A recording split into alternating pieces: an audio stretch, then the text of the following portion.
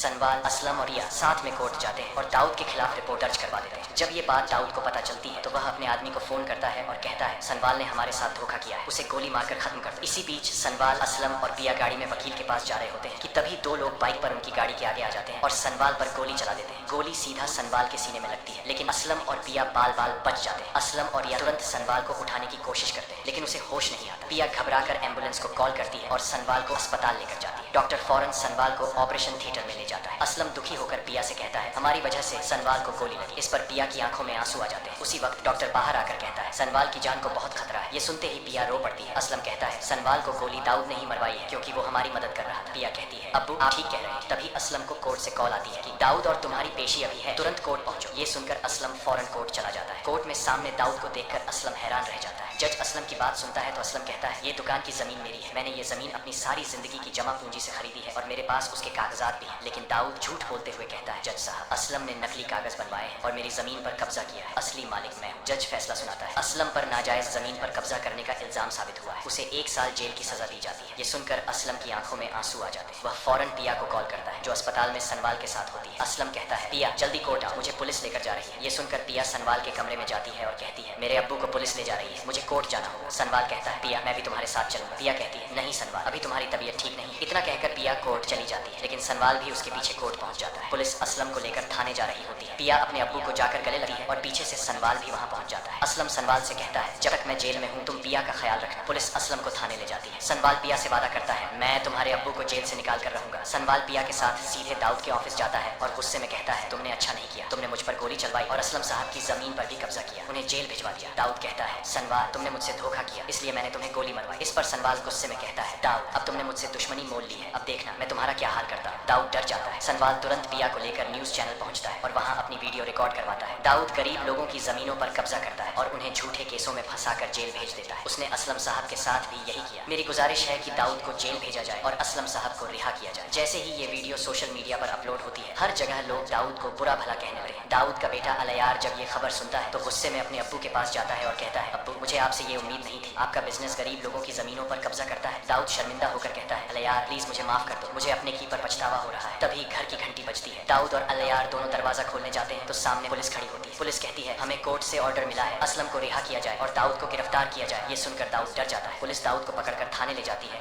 और असलम को जेल से रिहा कर देती है। असलम रिहा होते ही घर पहुंचता है। पिया और उसकी अम्मी असलम को देखकर बहुत खुश हो जाती है। असलम कहता है पिया सनवाल को बुला। पिया सनवाल को बुलाती है। असलम सनवाल से कहता है तुमने पिया का इतना ध्यान रखा जितना मैं भी नहीं रख सका, इसलिए मैं चाहता हूँ कि तुम्हारी शादी पिया से हो। ये सुनकर सनवाल बहुत खुश हो जाता है और वो दिन आता है जब असलम खुद अपने हाथों से सनवाल और पिया की शादी करवाता है। कुछ समय बाद सनवाल और पिया के घर एक बच्चा पैदा होता है। और अगर आप सनवाल और पिया ड्रामा की एंडिंग स्टोरी देखना चाहते हैं तो हमारे चैनल को लाइक, सब्सक्राइब और शेयर जरूर करें।